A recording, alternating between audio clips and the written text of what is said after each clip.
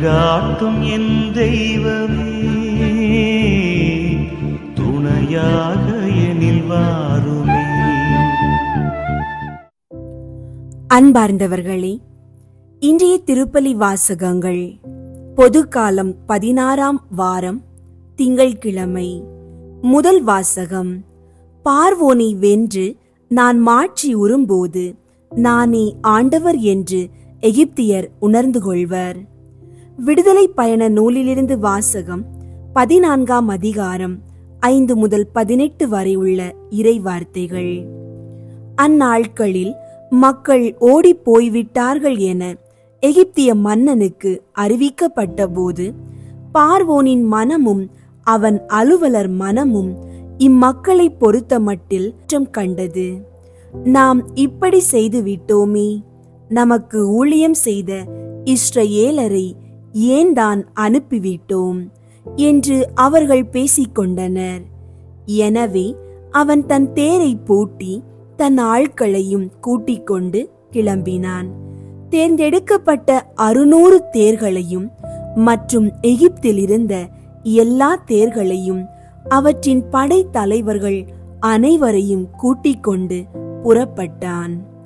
ஆண்டவர் எகிப்திய மன்னனாகிய பார்வோனின் மனம் இறுகிவிடச் செய்தார். அவனும் இஸ்ரேல் மக்களை துரத்திச் சென்றான். இஸ்ரேல் மக்களோ வெற்றி கை உயர்த்தியவாறு சென்று கொண்டிருந்தனர். பார்வோனின் குதிரைகள், தேர்கள், குதிரை வீரர்கள், படை ஆகிய இவை அனைத்தோடும் எகிப்தியர் அவர்களை துரத்திச் சென்று பாகால் செபோனுக்கு எதிரே உள்ள பிககிரோத்தின் எதிரே கடலின் அருகில் பாளையம் இறங்கியிருந்த அவர்களை நெருங்கினர். பார்வோன் நெருங்கி வந்து கொண்டிருக்க இஸ்ரேல் மக்களும் தம் கண்களை உயர்த்தி எகிப்தியர் தங்களை பின்தொடர்ந்து வந்து கொண்டிருப்பதை கண்டனர். பெரிதும் அச்சமுற்றவராய் இஸ்ரேல் மக்கள் ஆண்டவரை நோக்கி கூக்குரல் எழுப்பினர். அவர்கள் மோசேயை நோக்கி, எகிப்தில் சவக்குழிகள் இல்லை என்றா நீர் எங்களை பாலை நிலத்தில் சாவதற்கு இழுத்து வந்தீர்?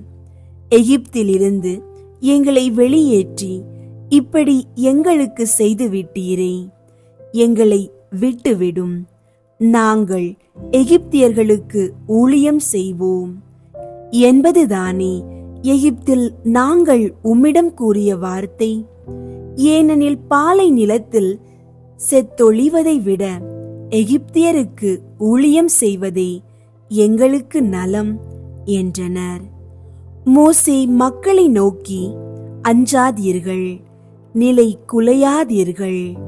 இன்று ஆண்டவர் தாமே உங்களுக்காக ஆற்றும் விடுதலை செயலை பாருங்கள். இன்று நீங்கள் காணும் எகிப்தியரை இனிமேல் என்றுமே காணப்போவதில்லை. ஆண்டவரே உங்களுக்காக போரிடுவார், நீங்கள் அமைதியாயிருங்கள் என்றார். ஆண்டவர் மோசேயை நோக்கி, ஏன் என்னை நோக்கி அழ வேண்டும்? முன்னோக்கி செல்லும்படி இஸ்ரேல் மக்களிடம் சொல். கோலை உயர்த்தி பிடித்தவாறு உன் கையை கடல் மேல் நீட்டி அதனை பிரித்துவிடு. இஸ்ரேல் மக்கள் கடல் நடுவே உலர்ந்த தரையில் நடந்து செல்வார்கள். நான் எகிப்தியரின் மனதை கடினப்படுத்துவேன், அவர்கள் இஸ்ரேலரை பின்தொடர்ந்து செல்வார்கள். அப்போது பார்வோனையும் அவனுடைய படைகள், தேர்கள், குதிரை வீரர்கள் அனைவரையும் வென்று நான் மாட்சி உறுவேன். பார்வோனையும் அவன் தேர்களையும் குதிரை வீரர்கள் அனைவரையும் வென்று நான் மாட்சி உறும்போது நானே ஆண்டவர் என்று எகிப்தியர் உணர்ந்து கொள்வர் என்றார். ஆண்டவரின் அருள்வாக்கு. இறைவா உமக்கு நன்றி. பதிலுரை பாடல். பல்லவி. ஆண்டவருக்கு புகழ் பாடுவேன், ஏனெனில் மாட்சியுடன் வெற்றி பெற்றார். ஆண்டவருக்கு புகழ் பாடுவேன், ஏனெனில் மாட்சியுடன் வெற்றி பெற்றார். ஆண்டவருக்கு நான் புகழ் பாடுவேன். ஏனெனில் அவர் மாட்சியுடன் வெற்றி பெற்றார். குதிரையையும் குதிரை வீரனையும் கடலுக்குள் அமிழ்த்திவிட்டார். பல்லவி. ஆண்டவருக்கு புகழ் பாடுவேன். ஏனெனில் மாட்சியுடன் வெற்றி பெற்றார். ஆண்டவருக்கு புகழ் பாடுவேன்.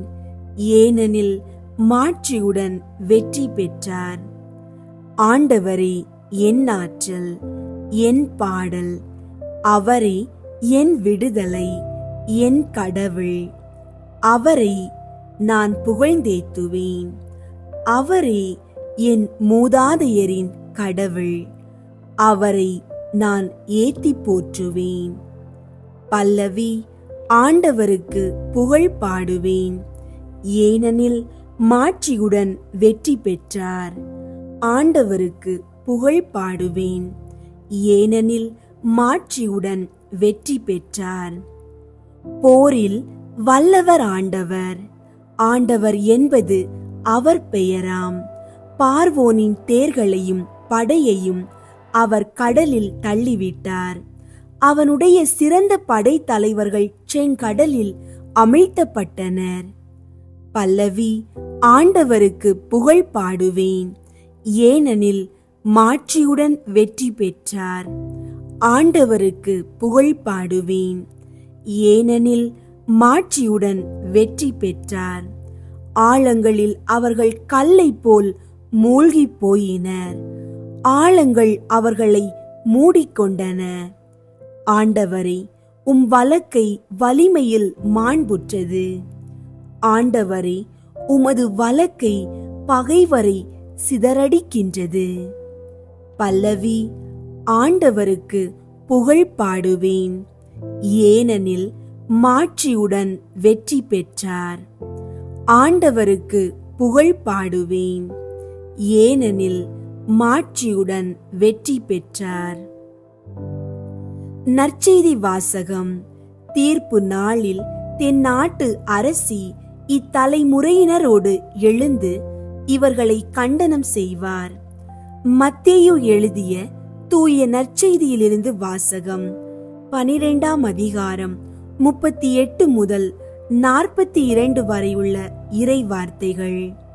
அக்காலத்தில் மறைநூல் அறிஞர் சிலரும் பரிசேயர் சிலரும் இயேசுவுக்கு மறுமொழியாக, போதகரே, நீர் அடையாளம் ஒன்று காட்ட வேண்டும் என விரும்புகிறோம் என்றனர். அதற்கு அவர் கூறியது, இந்த தீய விபச்சார தலைமுறையினர் அடையாளம் கேட்கின்றனர். இவர்களுக்கு இறைவாக்கினரான யோனாவின் அடையாளத்தை தவிர வேறு அடையாளம் எதுவும் கொடுக்கப்பட மாட்டாது. யோனா 3 பகலும் 3 இரவும் ஒரு பெரிய மீனின் வயிற்றில் இருந்தார். அவ்வாறே மானிட மகனும் 3 பகலும் 3 இரவும் நிலத்தின் உள்ளே இருப்பார். தீர்ப்பு நாளில் நினிவே மக்கள் இத்தலைமுறையினரோடு எழுந்து இவர்களை கண்டனம் செய்வார்கள். ஏனெனில் யோனா அறிவித்த செய்தியை கேட்டு அவர்கள் மனம் மாறியவர்கள். ஆனால் இங்கிருப்பவர் யோனாவை விட பெரியவர் அல்லவா? தீர்ப்பு நாளில் தென்னாட்டு அரசி இத்தலைமுறையினரோடு எழுந்து இவர்களை கண்டனம் செய்வார். ஏனெனில் அவர் சாலமோனின் ஞானத்தை கேட்க உலகின் கடைக்கோடியில் இருந்து வந்தவர். ஆனால் இங்கிருப்பவர் சாலமோனிலும் பெரியவர் அல்லவா? கிறிஸ்துவின் நற்செய்தி. கிறிஸ்துவே, உமக்கு புகழ். இயேசுவின் ஆசீர்வாதம் உங்களோடும் உங்கள் குடும்பத்தோடும் எப்போதும் இருக்கட்டும். ஆமீன்.